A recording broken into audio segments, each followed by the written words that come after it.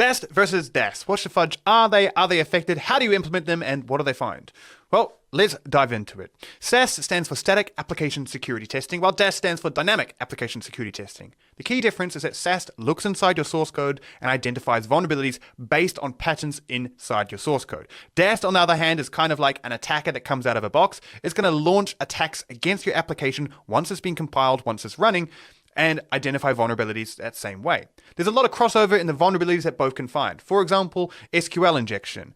A SAST tool will be able to notice things like if you're not using prepared statements inside your source code, where DAST will find SQL injection by running SQL injection attacks and seeing if it gets unexpected results back.